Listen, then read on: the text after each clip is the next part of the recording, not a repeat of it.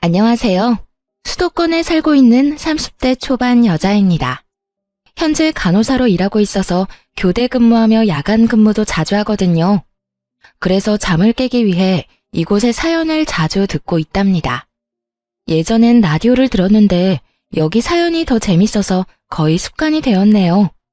저도 아주 파란만장한 결혼과 이혼 스토리를 가지고 있거든요. 아직 젊은 나이에 이런 일을 겪다니 한때는 화도 났어요. 그래도 빨리 끊어냈다는 데에 위안을 얻고 살고 있답니다. 여러분께도 이 경험을 공유하고 싶어서 이렇게 사연을 보내봅니다. 저의 이야기 한번 들어주시겠어요? 간호학과 졸업하고 대학 근처의 정형외과에서 일을 시작하게 되었어요. 건물 4층을 통으로 써서 그 근방에서는 가장 큰 병원이었답니다. 그래서 직원 수도 참 많았어요.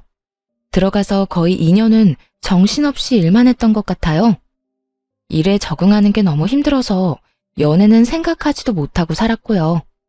남편은 같은 병원에서 일하는 방사선사였는데요. 거의 부딪힐 일이 없어서 이름도 몰랐고 마주치면 인사만 하는 정도였어요.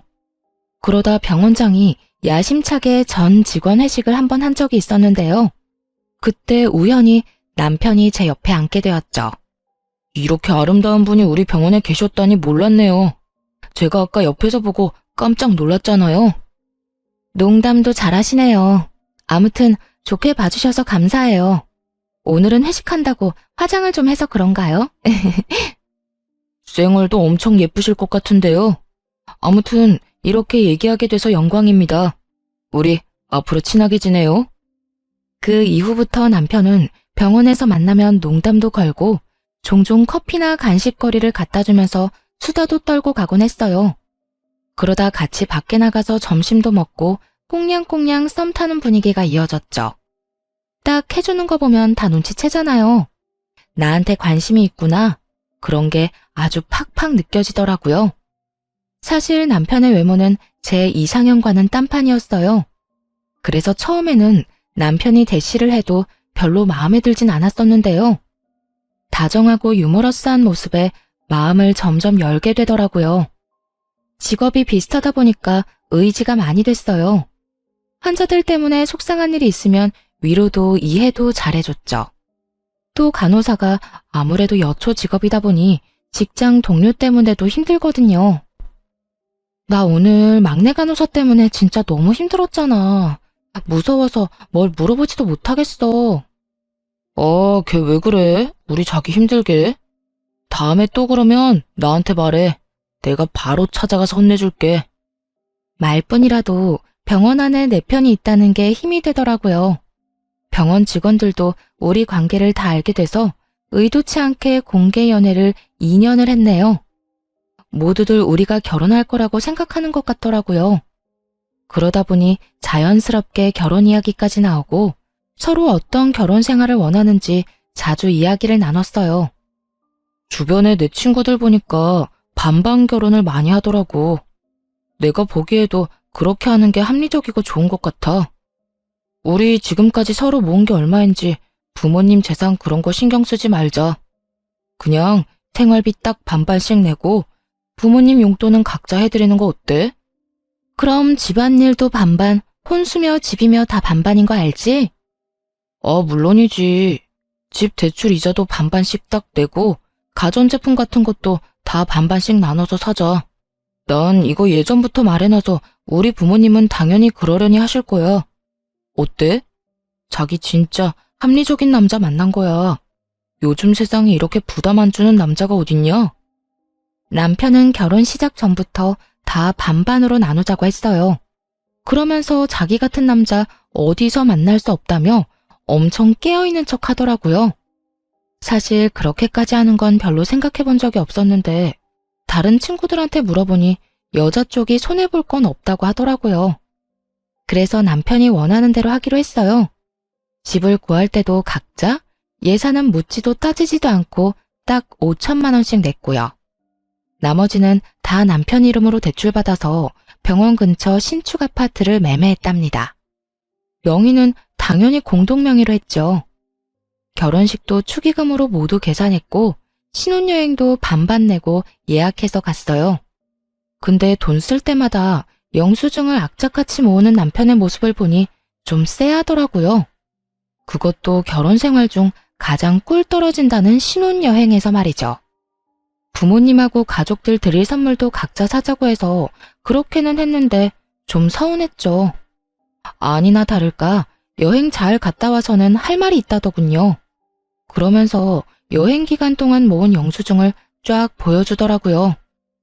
여행 가서 쓴 돈이야. 내가 반씩 나눠서 싹 계산했어. 편하게 오늘 환율로 해서 여기 써진 금액 내 계좌로 보내줘. 근데 자기야, 내가 예쁘다고 해서 산 목걸이랑 선글라스도 반반씩이야? 난 자기가 사라고 해서 선물로 사주는 줄 알았는데. 난 여행 가서 아무것도 안 샀잖아. 나라고 뭐 사고 싶은 거 없었겠어? 그리고 목걸이랑 선글라스가 꼭 필요한 것도 아니었고. 아, 됐다. 물론 자기를 위해서 돈 다 내줄 수는 있어. 그럼 그건 내가 다 내는 걸로 할게. 됐어. 내 물건이니까 그냥 내가 다 낼게. 그럼 됐지? 저딴 소리를 하니까 진짜 기분이 확 상하더라고요. 연애 때는 쓸데없는 것도 잘만 사다 안겨주고 하더니만 어떻게 결혼하니까 무조건 네 건 네 거고 내 건 내 거가 될 수가 있나요? 더 어이가 없는 건 제가 다 낸다고 하니까 말리지도 않고 가만히 있었다는 거예요. 그 모습에 정이 좀 떨어졌네요.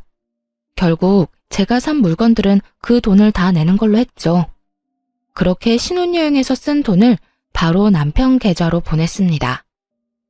그리고 이 계좌번호로 매달 월급 받으면 생활비랑 대출이자 넣어줘. 매달 남은 돈은 확인해보고 반씩 나누든지 아니면 다음 달로 넘기자. 그것도 나중에 정하면 될 것 같아. 어때? 진짜 합리적이지?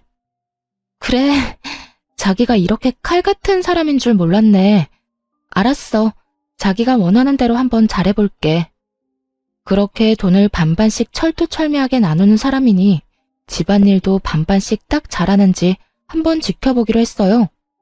그러던 어느 날 신혼여행에서 돌아온 지 2주 정도 지났을 때였습니다. 남편이 엑셀 파일로 쫙 정리한 집안일 목록을 보여주더라고요. 요즘 인터넷에 집안일 반반 목록이 이렇게 있더라고. 우리한테 필요한 것만 더 적어서 만들어봤어.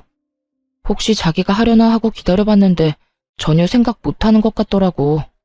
그래서 마음 넓은 내가 먼저 딱 만들었지. 아, 난 이런 것도 만들어야 되는지 몰랐네. 떨떠름한 표정으로 남편이 만든 집안일 목록을 살펴봤어요. 얼마나 세분화가 잘 되어 있던지 아주 놀랐네요. 예를 들어보면 빨래가 그냥 빨래로 끝나는 게 아니었어요. 세탁기 돌리기, 빨래 널기, 빨래 접기, 옷장에 넣기, 이딴 식으로 분류해놨더라고요. 특별히 자기 먼저 하고 싶은 거 골라. 난 남은 거 할게. 나 같은 남편 진짜 없다. 아유, 고마워라. 아주 눈물나게 고마웠네요. 저는 직업상 교대 근무를 하거든요. 근데 남편은 방사선사라서 6시면 칼퇴근을 해요. 그래서 저보다 시간 여유도 훨씬 많은 편이고요. 그걸 뻔히 알고 있으면서도 야간 근무 때 집안일을 못하면 아주 난리를 피웠어요. 자기, 어제 설거지 안 했더라? 오늘 내가 하는 날이긴 한데 어제 자기가 안 했으니까 오늘 해. 자기야, 나 어제 집에 11시에 들어왔어. 근데 설거지를 그렇게 산더미처럼 쌓아놓고 나한테 안 했다고 그러면 어떡해? 그리고 자기가 먹은 그릇은 당연히 자기가 하는 게 맞지. 어제는 내가 요리하는 날이었고 자기가 설거지하는 거였잖아. 그래서 내가 자기 먹을 것도 만들어놨잖아. 나 너무 숨 막혀. 진짜 이렇게는 계속 못 살 것 같아. 친구랑 룸메이트를 해도 이렇게까지는 안 하겠어. 내가 밤까지 힘들게 일하고 오는 날에는 자기가 좀 해주면 안 돼? 그게 그렇게 힘들어? 자기가 힘들다고 하나둘 나한테 넘기면 안 되지. 그러다 보면 어느새 내가 집안일 다 하고 있겠네. 나도 힘들게 일하고 왔으니 저녁 시간엔 할 일만 딱 하고 좀 쉬고 싶어. 설마 자기보다 일찍 퇴근했다는 이유로 나한테 집안일 다 하라는 거야? 그런 말이 아니라 서로 사정을 좀 봐주면서 유도리 있게 하자는 거지. 난 자기가 힘들 때 더 할 수 있어. 우리 사랑해서 결혼한 부부 아니야? 근데 무슨 군인이나 룸메이트보다 못한 사이 같아. 내가 너무 힘드니까 좀 도와달라는 거잖아.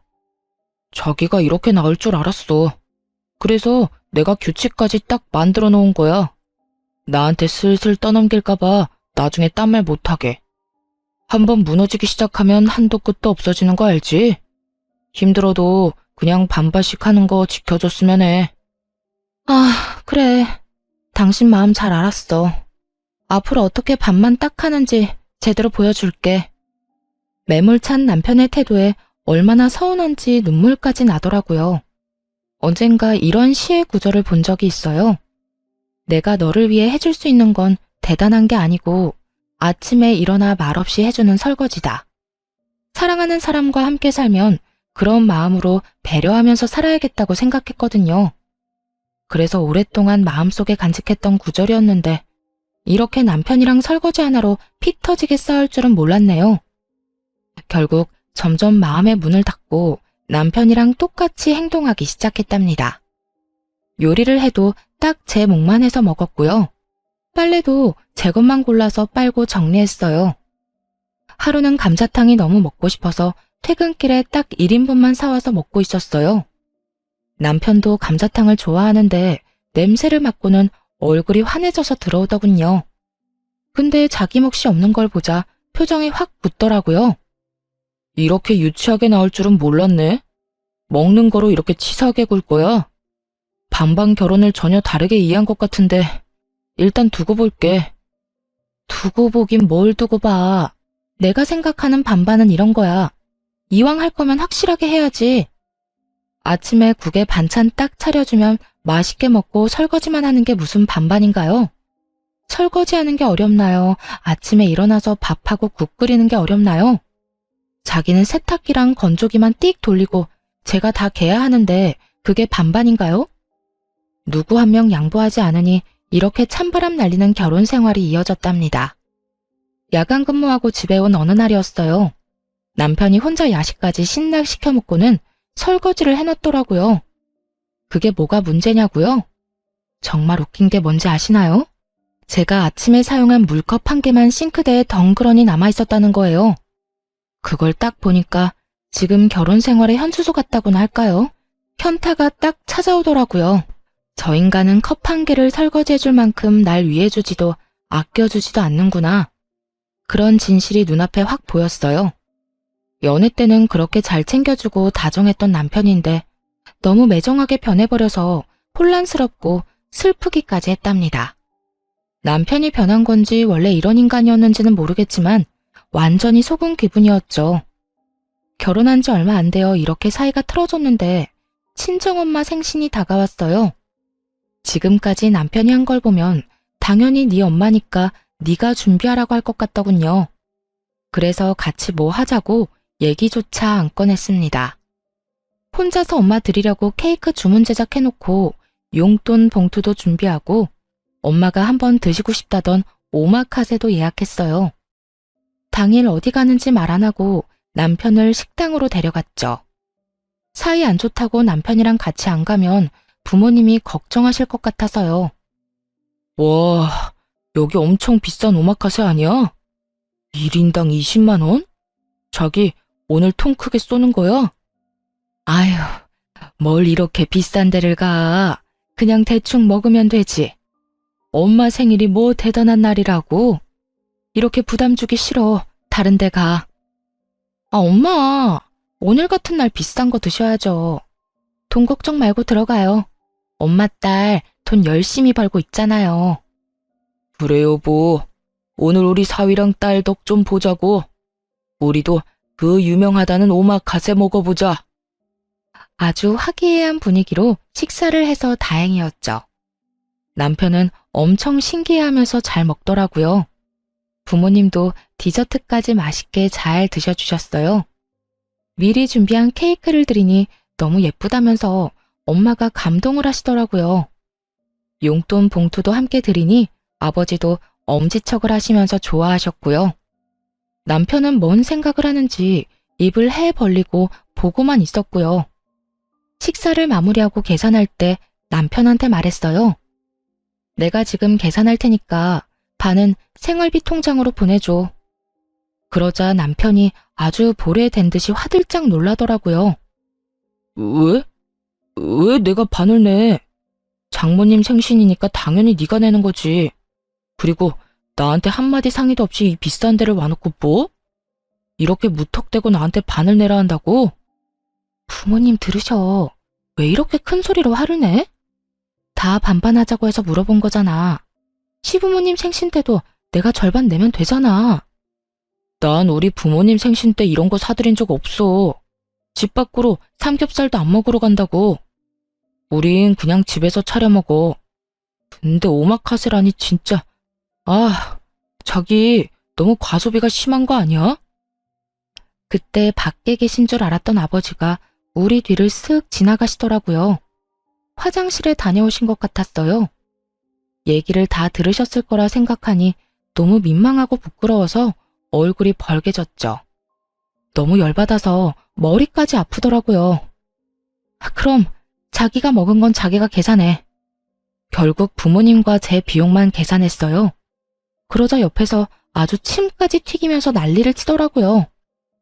내가 여기 오고 싶어서 왔어? 어딘지도 모르는데 당신이 끌고 온 거잖아. 그래놓고 나한테 20만 원을 내라고? 그러긴 혼자 제일 잘 먹던데. 만약 당신 부모님 생신 때 어디 가면 내가 먹은 건 내가 낼 테니까 걱정 마. 그렇게 말하고 휙 나가버리자 남편이 엄청 당황하더라고요. 그러거나 말거나 부모님 옆에 서서 남편이 나오기를 기다렸죠. 부모님이 냉랭한 분위기를 느끼셨는지 계속 제 눈치를 보시는데 더 짜증이 났어요. 결국 남편이 자기 몫을 계산하고 거칠게 문을 팍 열고 나오더라고요. 차마 부모님 앞에서 화는 못 내니까 아주 그냥 썩은 얼굴을 하고 있었어요. 당연히 저 역시 기분이 좋을 리가 없죠. 도저히 웃는 얼굴로 있을 수가 없더라고요. 결국 약속이 있다며 서둘러 부모님을 집에 데려다 드렸어요. 집에 오는 내내 얼마나 구시렁대던지 진짜 남편 입을 틀어막고 싶었죠. 내가 먹고 싶어서 먹었어? 당연히 앞에 나온 음식을 남기면 안 되니까 먹은 거지. 근데 나한테 다짜고짜 20만 원을 내라니 진짜 이건 아니지 않아? 우리 부모님 앞에서 태도가 그게 뭐야? 우리 눈치 보시느라 생신날 마음 불편하게 만들고 나 진짜 속상해. 내가 다 내달라고 한 것도 아니잖아. 이런 날 기분 좋게 반 내줄 순 없는 거야? 다른 사람들한테 좀 물어봐. 억지로 그런 비싼 데 끌고 가서 돈 내게 한 게 잘한 건지 아닌지. 그리고 각자 부모님만 알아서 챙기기로 해놓고 왜 자꾸 규칙을 어겨? 자기 이럴 때마다 나 진짜 짜증난다고. 나야말로 이런 결혼 생활 답답하고 넌더리가 나. 이런 게 반반 결혼인 줄 알았으면 당신이랑 절대 결혼 안 했어. 완전히 속은 기분이라고. 나도 마찬가지야. 이렇게 낭비 심하게 하는 여잔 줄 알았으면 나도 너랑 결혼 안 했다고. 그걸 시작으로 며칠을 아주 박 터지게 싸웠어요. 결혼한 지 6개월도 안 됐는데 집에 들어가기가 싫더라고요. 퇴근했는데도 밖에서 한참 서성이다가 들어간 적도 많아요.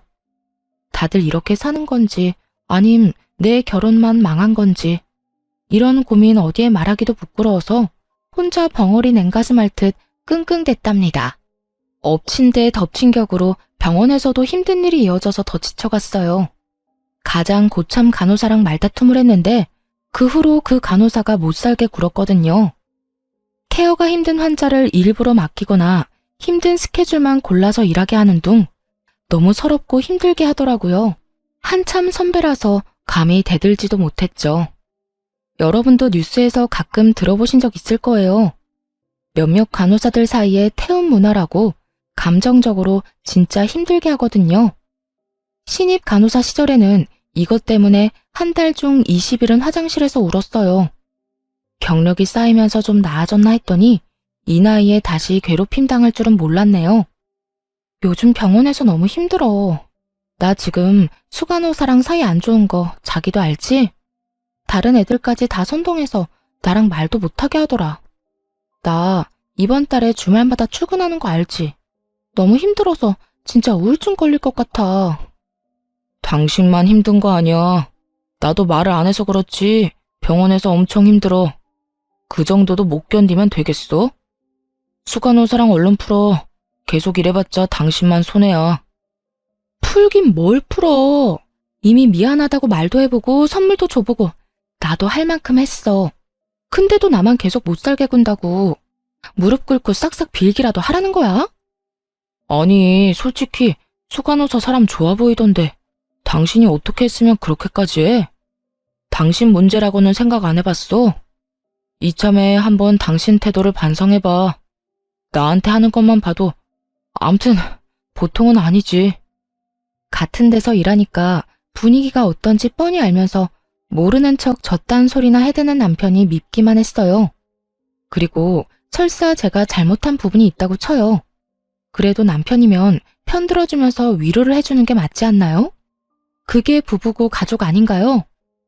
지금 아내가 일방적으로 왕따를 당하고 있는 건데 남편이 말로라도 좀 위로를 해줬으면 덜 서러웠을 것 같아요.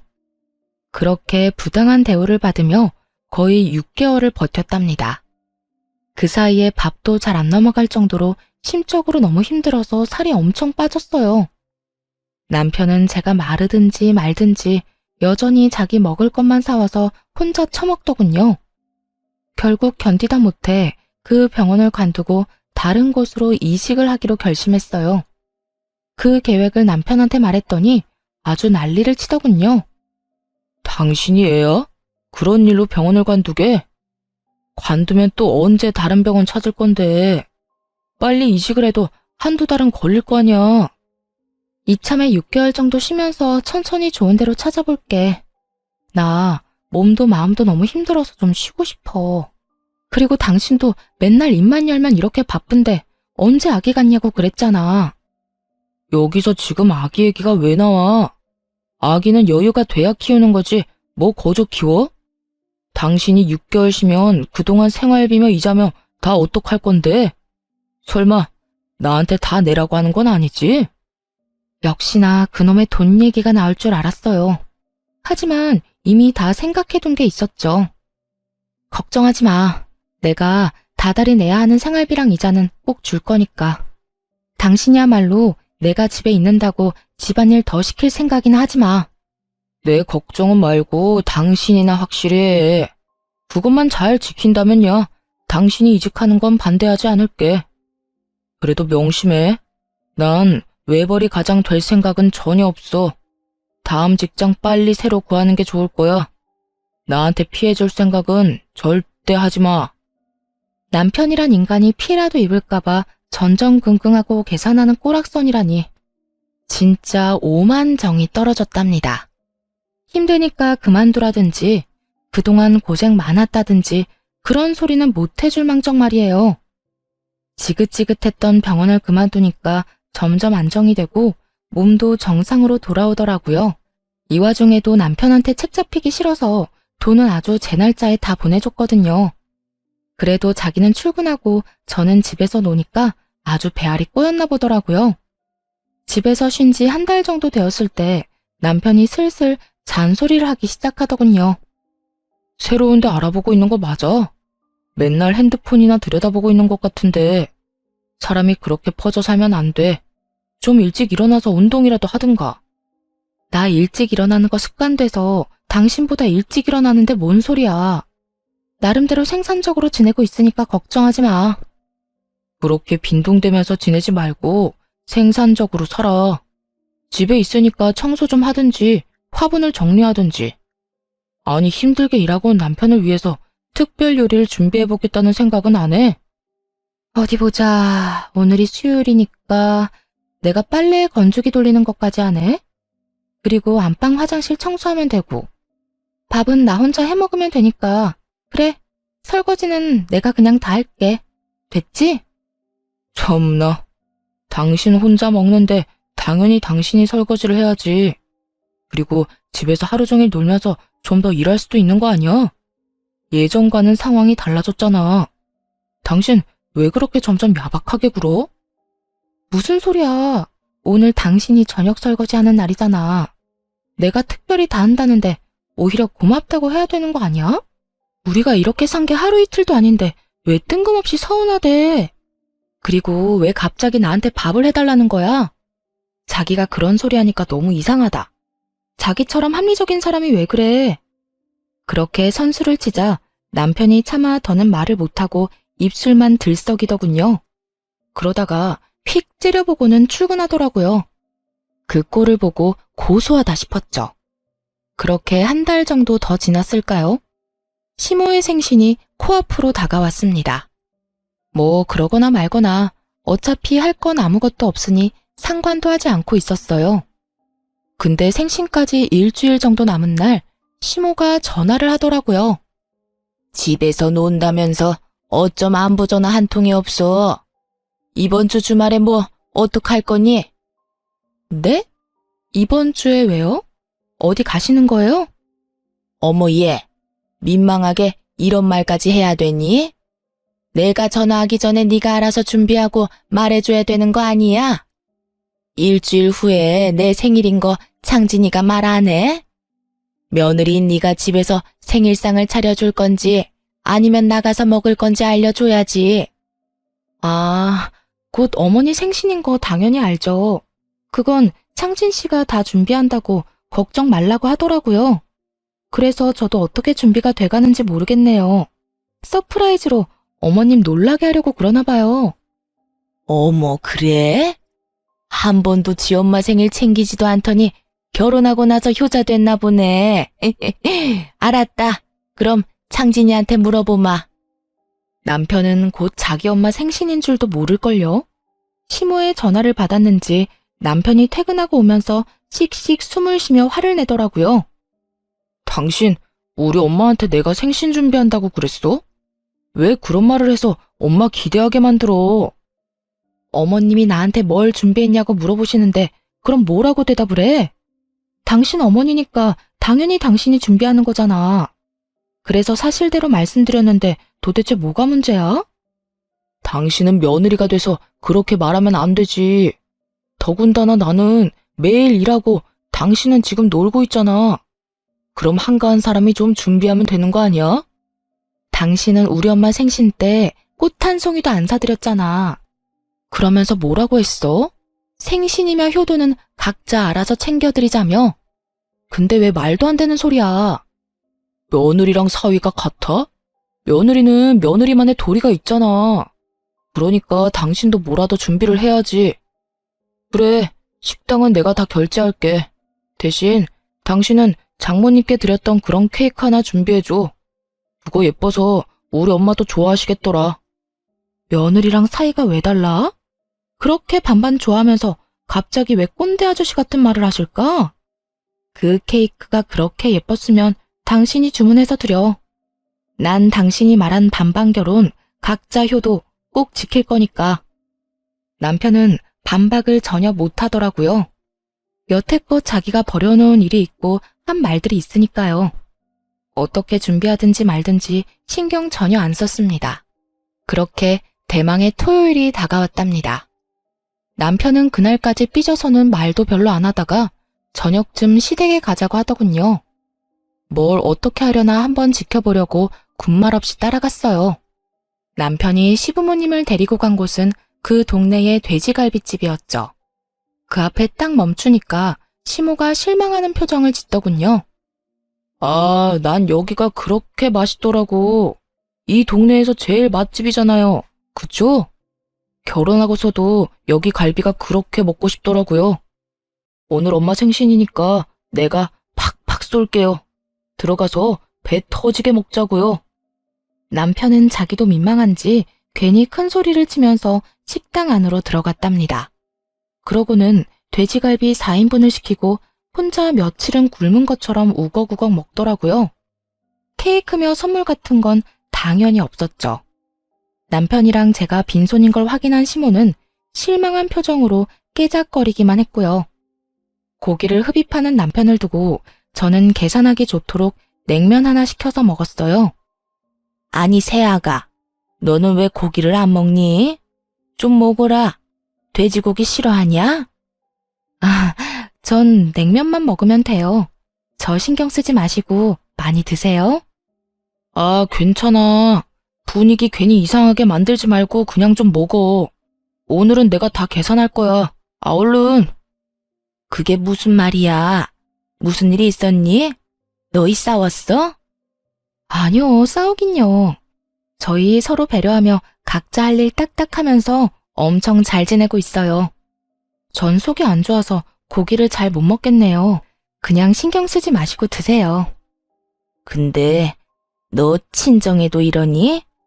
그래도 시어머니 생일인데 어떻게 작은 케이크 하나도 안 들고 올 수가 있어?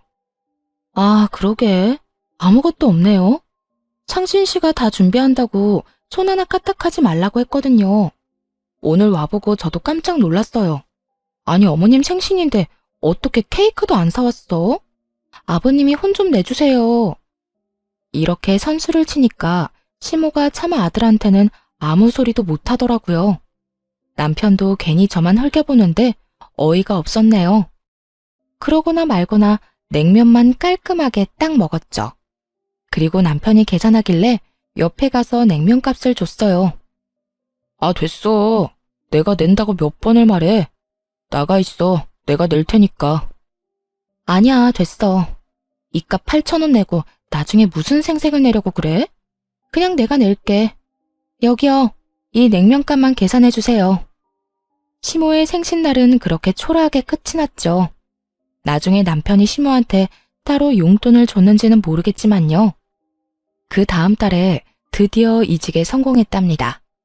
근데 병원이 다른 도시에 있어서 출퇴근하려면 왕복 5시간은 걸렸어요. 하지만 수간호사로 가는 거였고 연봉도 훨씬 높았기에 절대 포기할 수 없었죠.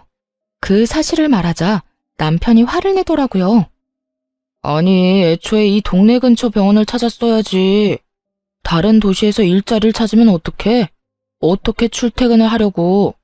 그냥 여기 근처로 다시 알아봐. 근데 아무리 생각해도 너무 좋은 기회야. 연봉이 거의 2배가 됐고 수간호사로 직급도 높아진다니까. 진짜 미안한데 우선은 내가 그쪽에다가 작은 원룸 얻어서 지내보면 어떨까? 미안하니까 생활비도 10만 원씩 더 낼게. 진짜? 생활비 더 낸다고? 뭐 연봉이 2배라니까 좀 아깝긴 하네. 자기랑 떨어져서 지내는 건 너무 싫은데 어쩔 수 없지. 그 병원이 별로라 금방 그만둘 수도 있으니까 우선은 한번 해봐. 내가 응원할게. 자기가 이렇게 이해해주다니 진짜 고마워. 내가 토요일마다 꼭 올라올게. 힘든 시기지만 조금만 고생하면 돈 많이 모을 수 있으니까 우리 힘내자. 생활비도 더 내고 돈을 많이 번다고 하니까 역시나 반대는 안 하더라고요. 그렇게 새로운 병원으로 출근을 했어요. 근처에 저만의 작은 아파트도 마련했답니다. 새로운 환경에서 새롭게 일을 하니까 한 달은 정신없이 흘러가더라고요. 원룸에서는 그냥 잠만 자고 토요일에는 집으로 가 남편과 시간을 보냈죠. 일요일 저녁에는 다시 원룸으로 와서 출근 준비를 했고요. 그런 생활이 2달 정도 이어졌습니다. 그 정도 시간이 지나니까 새로운 병원 일에도 적응이 많이 됐어요. 다행히도 새 병원은 전에 다니던 데보다 더 자유롭고 부드러운 분위기였어요. 더군다나 수간호사로 간 거였기 때문에 좀 더 편한 분위기를 만들려고 노력했죠. 전에 다니던 곳처럼 한 사람을 따돌리고 괴롭히는 짓에 넌더리가 났거든요. 알 거 다 아는 다 큰 성인들이 무슨 고등학생 일진도 아니고요. 그러다 보니 다른 간호사들과 직원들이 좋아해주고 점점 따르는 게 보이더라고요. 병원에서 인정받으니 일도 더욱 즐겁고 더 잘해야겠다는 욕심이 생겼답니다. 일이 안정되었으니 이제는 인생도 제대로 돌려놔야겠다는 생각이 들었죠. 그래서 남편한테 전화를 했어요. 미안한데 이번 주 토요일에는 못 갈 것 같아. 갑자기 당직 설 일이 생겼어. 다음 주에 내가 가서 맛있는 거 사줄게. 괜찮아? 그래? 그럼 괜찮지. 주말까지 일하느라 자기가 더 힘들겠다. 나 걱정하지 말고 푹 쉬고 다음 주에 봐. 이해해줘서 고마워. 역시 나 생각해주는 건 자기뿐이네. 집에 별일은 없지? 그럼. 그냥 퇴근하고 와서 잠만 자는데 뭔 일이 있어. 자기가 없어서 너무 심심하고 외롭다. 다음 주에 봐. 아마도 눈치가 빠른 분이시라면 이 다음 일을 이미 알아채셨을 거예요. 맞아요. 토요일 아침에 몰래 남편이 있는 집으로 들이닥쳤답니다. 집으로 들어가자마자 마침 거실에 서 있던 상간녀와 딱 마주쳤어요. 저를 보더니 얼굴이 하얘지더라고요. 이미 다 알고 있었으니 무표정한 얼굴로 들어갔죠. 그러고는 바로 상간녀의 목덜미를 휘어잡고 머리채를 마구 뜯기 시작했어요. 상간녀가 비명을 질러대며 놓으라고 악을 쓰더라고요. 너 여기에 왜 있어? 왜 있냐고. 너 병원 접수 데스크 일하러 처음 왔을 때 내가 옆에서 도와줬잖아. 하도 어리버리해서 잘릴 뻔한 거 도와줬더니 은혜를 원수로 갚아? 누가 들으면 아주 엄청 도와준 줄 알겠네. 야, 이거 놓고 말해. 머리 다 뽑혀. 놓고 말하라고. 남의 남편이랑 남의 집에서 아주 신혼집 차렸지. 신혼부부 놀이하니까 좋냐? 나이도 어린 게 유부남이랑 뭐 하는 짓이야? 오빠는 당신 같은 여자랑 더 이상 살기 싫대. 맨날 불만만 늘어놓고 이기적이라고 너무 진저리가 난대. 이제 이혼하고 나랑 결혼한다고 그랬어. 아, 그러셔? 아주 천년의 사랑 납셨네. 언제부터 만났어? 내가 다른 데로 이사 가자마자 만났어? 내가 고작 2달 만나고 그쪽 앞에서 이렇게 자신있게 말하겠어? 우리 만난 지 거의 1년 넘었어. 그쪽 병원에서 나가기 전부터 사랑하는 사이였다고. 그러니까 이제 인정하고 그만 우리 사이에서 빠져줘. 오빠는 그쪽이 아니라 날 사랑한다니까? 그래, 말해줘서 아주 고맙다.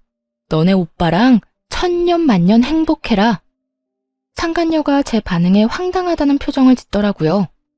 그때 밖에서 뭘 사왔는지 봉지 하나 덜렁 들고 남편 놈이 들어왔어요.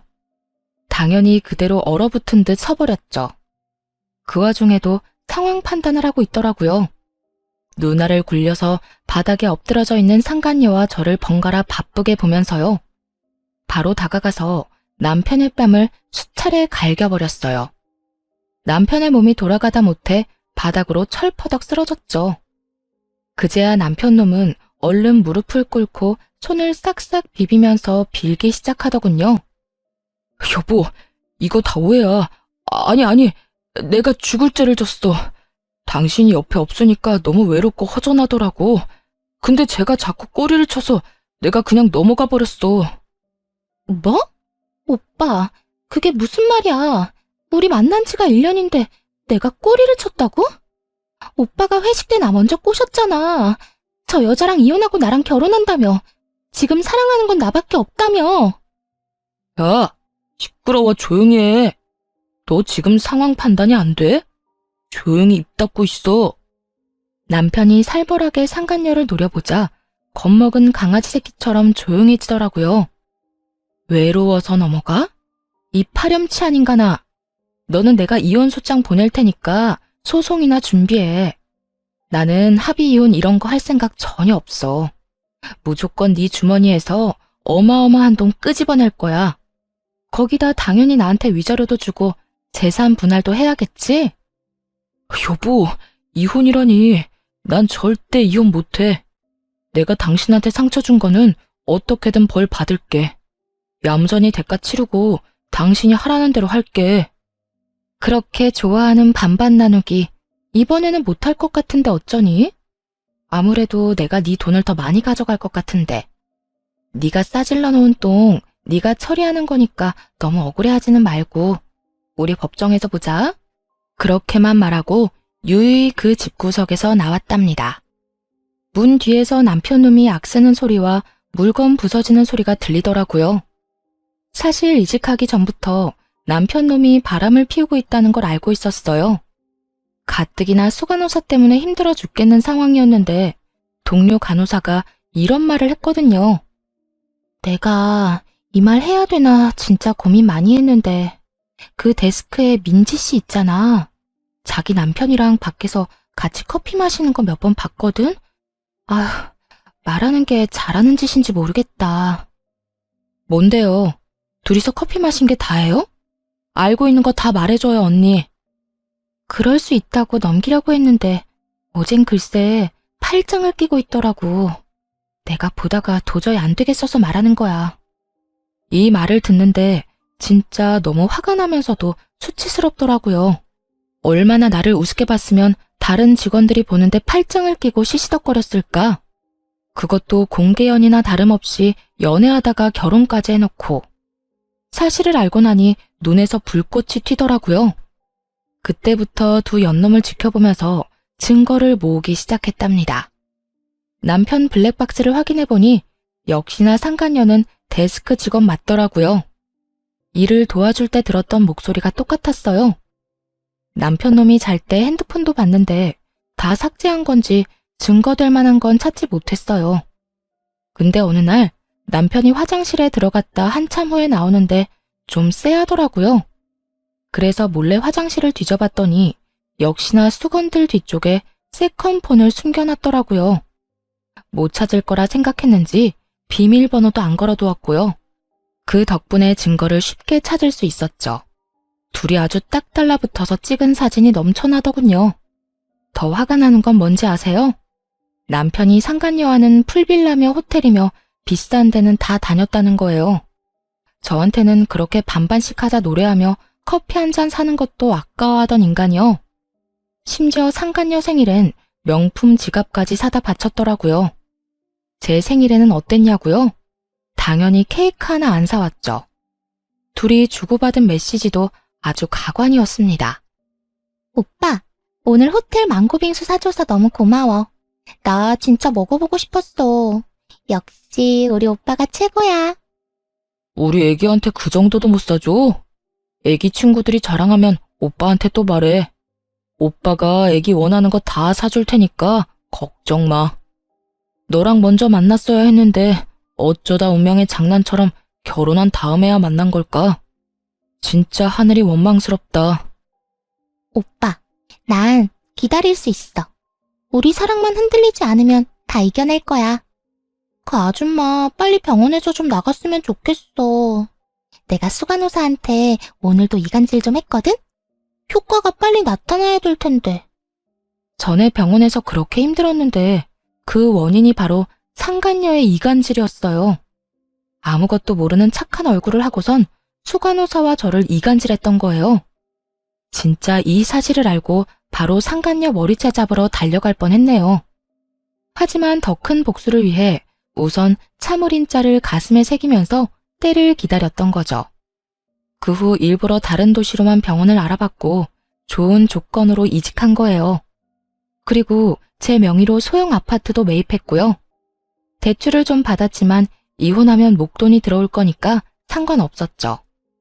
그렇게 계획대로 주말 부부가 되어 남편에게 판을 깔아줬고 토요일마다 집에 와서 달라진 게 있는지 꼼꼼하게 살펴봤어요. 제가 평일 동안 집에 없으니 당연히 상간녀가 이 집에서 거의 살다시피 했겠죠. 근데 진짜 웃긴 게 뭔지 아시나요? 상간녀도 자기 존재를 너무 티내고 싶었나 보더라고요. 굳이 흔적으로 찾으려고 하지 않아도 여기저기 살펴보면 가관이었어요. 화장실 구석에 고무줄을 놓고 간다든지 서랍장에 옷을 흐트려 놓는다든지 정리해둔 주방도구 위치를 바꿔놓는다든지 일부러 그딴 짓을 했더라고요. 당연히 남편놈한테는 아무 말도 안 하고 다 사진으로 찍어서 증거로 남겨뒀답니다. 그리고 드디어 디데이. 집에 못 간다고 거짓말을 하고 들이닥친 거죠. 역시나 예상대로 상간녀가 딱 있었고요. 마지막 증거를 위해 녹음기를 켜고 집에 들어갔거든요. 상간녀가 머리채를 잡힌 채 남편놈이랑 바람 피운 얘기를 술술 늘어놓은 덕분에 고스란히 저한테 유리한 증거로 남길 수 있었네요. 그렇게 바로 이혼 소송에 들어갔답니다.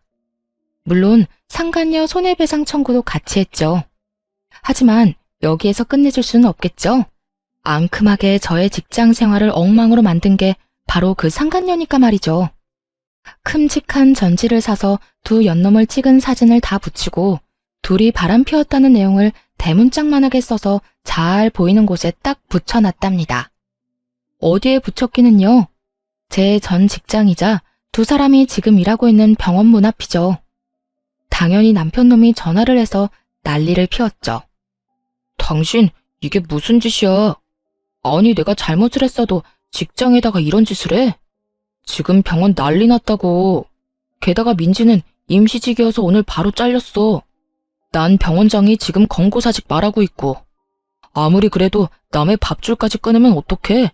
쫄쫄 굶고 살라는 거야? 나야말로 너 같은 쫌생이 쪼다 만나서 인생 말아먹을 뻔했어. 나한텐 조각 케이크 하나 안 사준 주제에 걔한텐 아주 별것 다 사줬더라. 꼴에 신혼여행 때도 안 간 풀빌라까지 갔던데. 이참에 둘이 행복하게 사셔. 아, 걔한텐 반반 노래 좀 하지 마라. 당장 도망간다. 야, 너 말 다 했어? 내가 바람 피운 건 잘못했다 쳐. 그렇다고 남의 직장에다 이게 뭐 하는 짓이야? 당장 와서 떼. 내가 왜? 그거 내가 붙인 거니까 그대로 놔둬. 내 허락 없이 떼기만 해봐. 기물 파손죄로 신고해버릴 거니까. 이 파렴치한 인간아. 바람 피운 주제에 뭐가 그렇게 당당해? 내가 정말 어이가 없어서. 네 잘못들은 네가 제일 좋아하는 돈으로 갚게 될 거야, 이 못된 인간아. 그 전화를 마지막으로 다시는 전 남편 놈의 연락을 받아주지 않았습니다.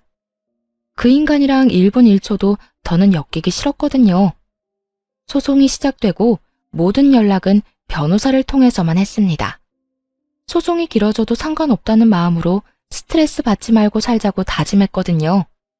어차피 그 인간이 유책 배우자니까 당연히 승소할 거였으니까요. 상간녀 손해배상에서도 승소했고 많지는 않지만 1,000만 원 받았네요. 그래도 아직 20대인 상간녀 입장에선 꽤 큰 돈이고 상간녀 인생에 지울 수 없는 기록을 남겼다는 게 중요한 거죠. 변호사 말로는 남편 놈이 이미 그 여자랑 헤어졌다며 선처를 바란다고 했다더군요. 일하던 병원에서 잘리고 근처 병원까지 소문이 파다하게 나서 재취직이 어렵다네요. 그래서 남편 놈이 오랫동안 백수로 지내니까 여자가 도망갔다더라고요. 그렇게 사랑한다더니 금세 마음이 바뀐 게 참 웃겼어요. 둘이 아주 잘 어울리는 바퀴벌레 한 쌍이라 결혼해서 잘 살기를 바랬는데 말이죠. 9개월 정도 시간이 흐르고 이혼 소송에서도 승소했어요. 남편 놈한테 위자료 2,000만 원 받았고 같이 살던 집은 팔아서 절반은 챙겼죠. 받은 돈으로 지금 사는 아파트 대출 거의 대부분을 갚았네요. 지금은 혼자만의 집에서 평화롭게 지내는 하루하루가 얼마나 소중한지 몰라요. 전 남편 놈은 아직도 백수인 채 집도 절도 없어서 결국 부모님 집으로 들어갔대요. 그 인간이 생활비 달라고 닥달하고 뭐든 반반씩 하자고 말할 때마다 서러웠는데요. 지금은 혼자 충분히 벌면서 재테크도 많이 하고 원하는 것 다 사 먹고 예쁜 옷도 걱정 없이 사니까 너무 여유롭고 좋아요. 그 인간이랑 살 때는 왜 1,500원짜리 커피 한 잔 사 마시기도 힘들었는지 참. 이젠 앞으로 하고 싶은 거 다 하면서 행복을 위해서 살려고요. 사연 들어주신 여러분들도 늘 행복하시고 건강하셨으면 좋겠습니다. 함께 해주셔서 감사합니다.